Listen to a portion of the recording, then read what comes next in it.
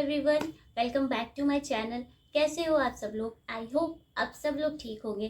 तो फ्रेंड्स, आज ब्लॉग नहीं बल्कि कुछ ऐसी टॉपिक पे मैं आज बात करना चाहती हूँ आप सबसे, खासकर लेडीज़ से, जो उस मेनली तो देखा जाए लेडीज़ से ही बात करनी है मुझे, जो कि प्रेगनेंसी के फेज़ में है।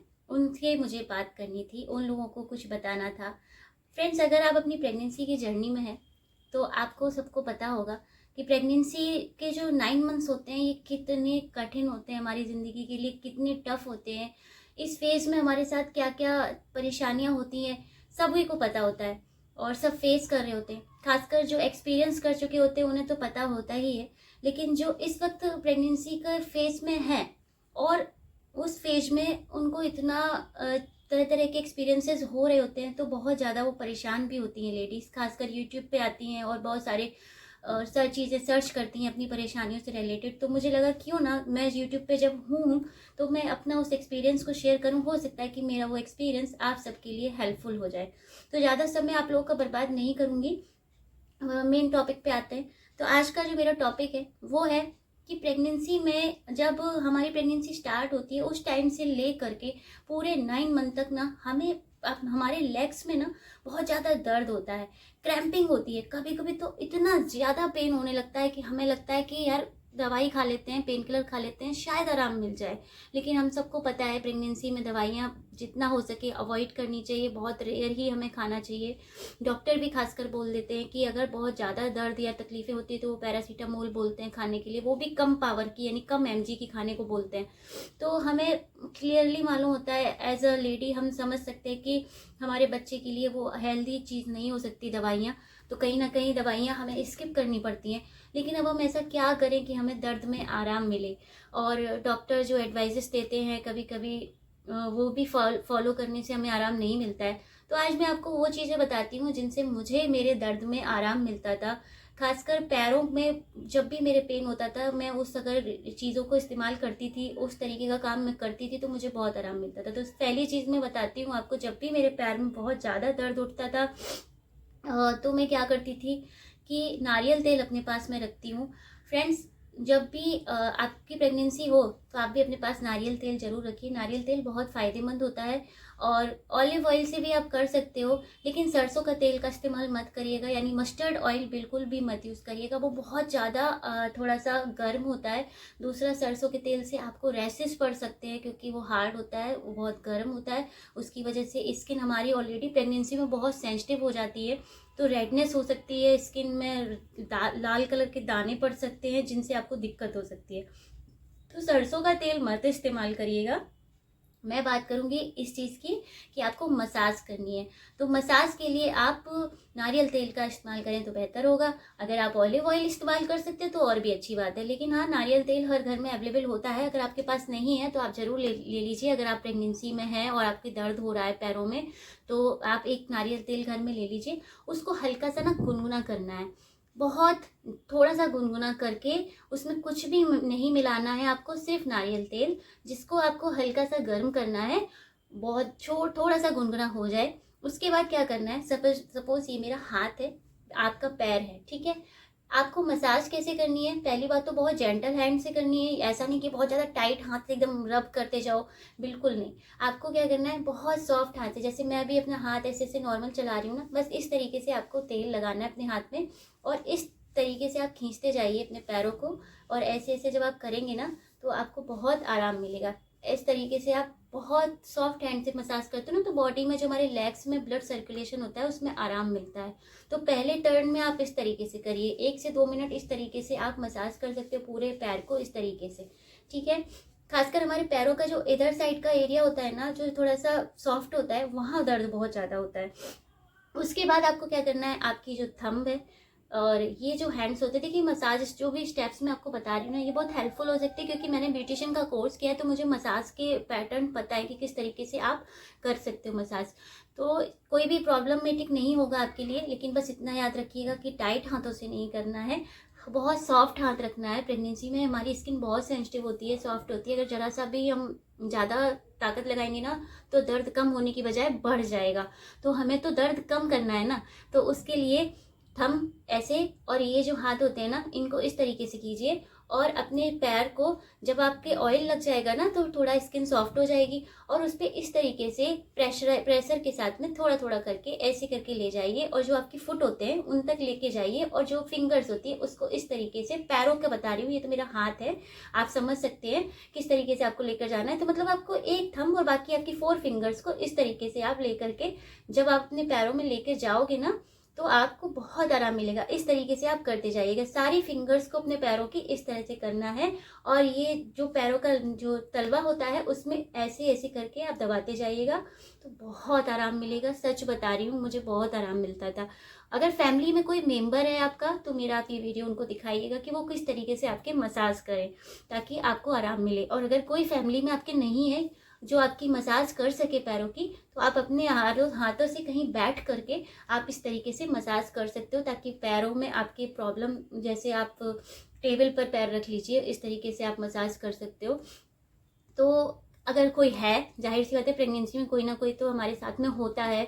वैसे मेरे साथ में तो कोई नहीं होता था, जब भी मेरे दर्द होता था मैं घर में अकेली थी, लेकिन अधिकतर लेडीज़ के साथ में कोई ना कोई होता है। तो आपका जो भी मेंबर है घर का, उसको आप ज़रूर ये वीडियो दिखाइएगा, और जब भी मसाज करने का टाइम आए, जब भी बहुत ज़्यादा दर्द महसूस हो, हल्का फुल्का तो देखिए दर्द होता ही है, वो हमें झेलना पड़ता है, लेकिन हाँ मसाज आप दिन में 2 से 3 बार कर सकते हो। खासकर सोने से पहले अगर रात में आप करोगे ना तो नींद आपको आराम से आ जाएगी, क्योंकि मैंने नोटिस किया था जब भी मैं रात को लेटने के लिए जाती थी ना, क्योंकि दिन भर हम कुछ ना कुछ काम करते रहते हैं, और जब हम काम करते रहते हैं ना तो रात होते होते पैरों में दर्द ज़्यादा बढ़ जाता है, उसके बाद नींद नहीं आती थी बिल्कुल भी मुझे, इतनी मेरी हालत ख़राब हो जाती थी ना दर्द की वजह से कि मैं क्या बताऊँ। फिर धीरे धीरे मैंने अपनी ये चीज़ों को अपने साथ में करना स्टार्ट किया, मसाज वगैरह करना स्टार्ट किया, तो मुझे नींद आने लगी थी, रात में चैन से मैं सो जाती थी। और जब मसाज आप कर लीजिएगा उसके बाद आपको क्या करना है कि आप एक पिलो लीजिए, पिलो ऐसी लीजिए जो ज़्यादा फूली हुई पिलो ना हो, मीन्स मतलब नहीं होता एकदम काफ़ी हैवी होती हैं जिनमें एयर बहुत ज़्यादा भरी होती है, उस टाइप की पिलो मत लीजिएगा, बहुत हल्की पिलो होनी चाहिए। उस पिलो को आप अपने पैरों के दोनों पैरों के बीच में लगा के आप सो सकते हो, अगर करवट पे सो रहे हो तो। और अगर आप स्ट्रेट लेटे हो, पहली बात तो प्रेगनेंसी में हमें करवट लेकर ही सोना चाहिए, लेकिन बाई चांस कभी कभी नहीं मन करता है करवट में लेटने का, हम स्ट्रेट लेट जाते हैं, तो अगर आप स्ट्रेट लेटे हो तो पैरों के नीचे आप तकिया लगा लीजिएगा। लेकिन ये याद रखिएगा कि जो पिलो आप इस्तेमाल करिएगा वो फूली हुई ज़्यादा बिल्कुल भी ना हो, इतनी हो कि आपके पैरों के नीचे बस थोड़ा सा ऊंचापन रहे। ज़्यादा ऊंचापन अगर आप करोगे ना तो दर्द बढ़ जाएगा। तो ऐसी पिलो का इस्तेमाल करना है जो ज़्यादा एयर उसके अंदर ना हो, या फिर आप एक काम कर सकते हो, कुशन अगर आपके पास है, कुशन ज़्यादा फूले हुए नहीं होते हैं, उसको आप अपने पैरों के बीच में लगा करके करवट में लेके सो सकते हो, बहुत आराम मिलेगा। मुझे खासकर बहुत आराम मिलता था। मेरी इस चीज़ को अगर आप इस्तेमाल करोगे, मेरी बताई हुई बात को अगर आप फॉलो करोगे, तो मुझे ऐसा लगता है आपके लिए बहुत मददगार साबित होगा मेरा ये वीडियो।